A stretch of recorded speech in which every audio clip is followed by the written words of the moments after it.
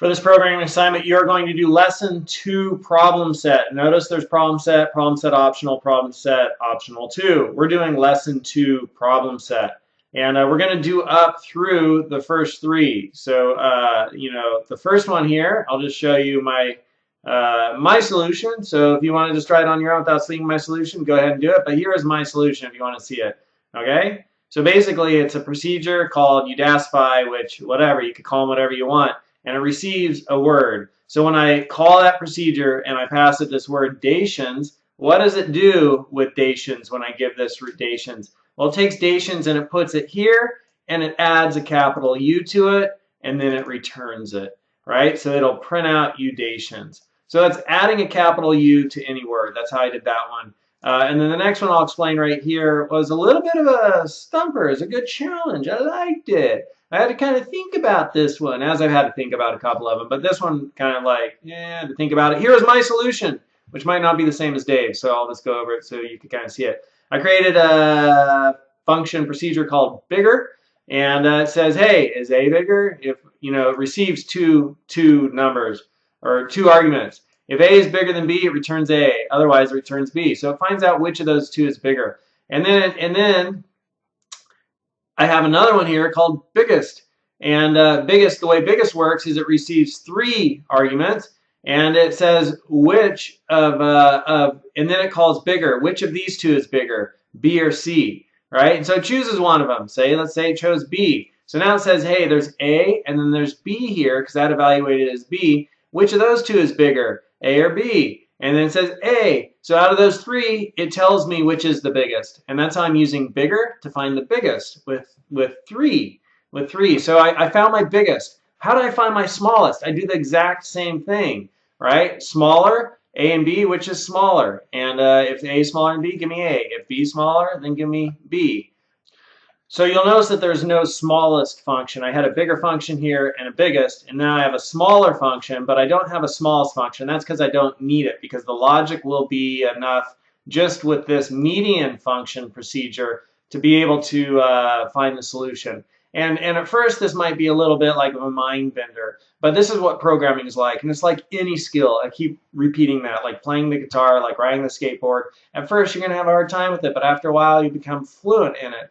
And programming really has a logic thing where you have to kind of like think about things logically in like a puzzle kind of fashion, like you're trying to solve a crossword puzzle or a Sudoku puzzle or something like that. You have to kind of like, how's it going to work? And it's kind of fun that way. And actually puzzles are great for the brain. They keep your brain sharp, keep you thinking. It's like working out your brain, right? Working out your brain.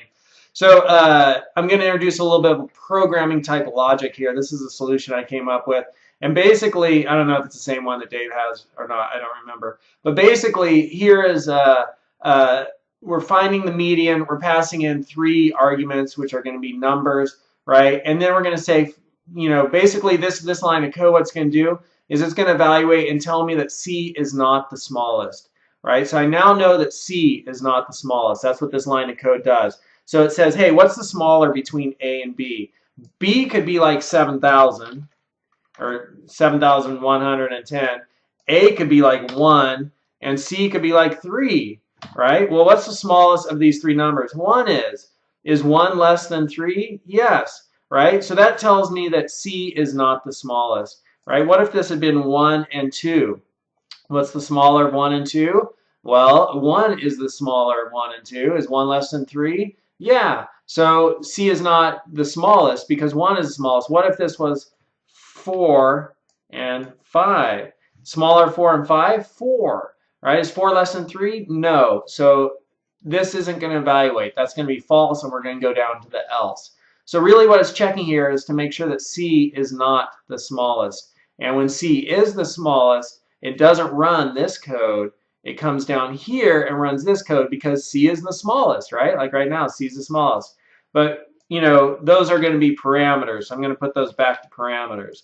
And that's what this line of code checks. C is not the smallest. So we got some number which is the smallest, right? And we know that it's either A or B. And so we're going to find the bigger between A or B. So let's say that bigger number happens to be A. And then we're going to find, right? So now we have the 2 bigger numbers. We've gotten rid of the smallest one. We've got the 2 bigger numbers. And they are A and C. and then we find the smaller of the two biggers. Okay, so I know that's like a lot of logic, but it's like a logic thing, you know? So we found the middle number. That's what we want to find. We had three numbers, and we first checked, right? Can we see if C is not the smallest, right? Three numbers. Okay, C is not the smallest. Cool, we know that. So C is going to be, if this is, these are the three numbers, 1, 2, 3, and this is, let's see, read from left to right. This is the smallest, and if C is not the smallest, we're now left with the two big numbers, And now between those two big numbers, let's find the smallest between those two big numbers, and that will leave us with the median. I'm not going to hold up my middle finger. That's the logic behind it. That's the logic behind it. And it is a puzzle. So let's look at it with numbers, and maybe that'll make it come clear. So let's say we had 1, 2, 3, right? And then we have 1, 2, 3. So right is let's find the smaller of 1 and 2. 1. Is 1 less than 3? True, it is. So now we're going to do this. Let's find the bigger of 1 and 2. 2, right? Is now between 2 and 3, because this returns 2, the bigger of 1 and 2. This returns 2, the bigger of 1 and 2. Now between 2 and 3, let's find the smaller, 2. Did we just find the median? Yeah, we sure as hell did, right? It's 2. It's the one right there in the middle. What if we had that one where it's 1,110, and then this was, we'll leave it as 1, we'll leave that as 3. Let's do this one, right? Okay, so what's the smaller of those two? Well, that's going to be 1. Is 1 less than 3? Yes, that's true. 1 is less than 3. Well, let's find the bigger of those two numbers, right? Well, that's going to be 1,110. Now, between 1,110 and 3, what's the smaller? Well, that would be 3. Is 3 the middle number of these three numbers? We got 1, we got 3, we got 1,110. Yeah, 3 is the middle one. That's the median. Hell, it worked. That's so cool. Right? What if these were 5 and let's make this 2 and 7? Right? Like when the numbers get passed in, what if it's like that?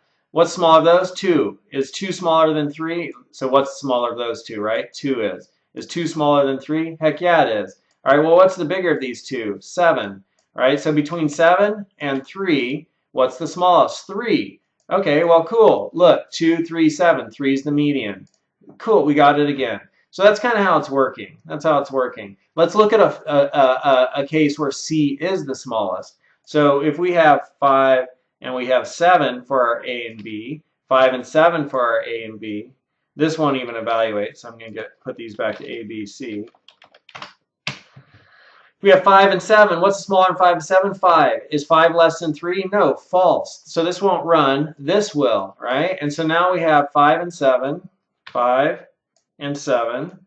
And we know that C is the smallest, right? 3 is less than those two, so C is the smallest. That's what we know. And so between these two numbers, the smaller, 5 and 7, it's 5. Is 5 our median? Yes. 3, 5, 7. 5 is the median.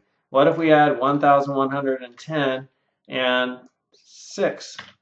You know, well, we would have 1,110 and 6. Because what's the smaller of these two? Sorry, I put a little dash there. What's smaller of these two? 6 is. Is 6 less than 3? False. It's not. So now let's run this. What's the smaller of these two? 6 is. So it returns 6 as the median. 3, 6, 1,110. Oh, well, look, you know, 6 is the median. So we've got this formula, this logic here, very sort of elegantly, concisely, you know, put together where, whoops, that should be like that, where it finds for us the solution. And so when we call that procedure, it passes in these arguments, and then it finds the median. And so when you look at these right here, examples, we run it, we get those numbers. 7, 8, 9, 7's the middle one. That should be 7 there. That's just for note saying this is what should return. All right, so that's how it works. Pretty cool, huh?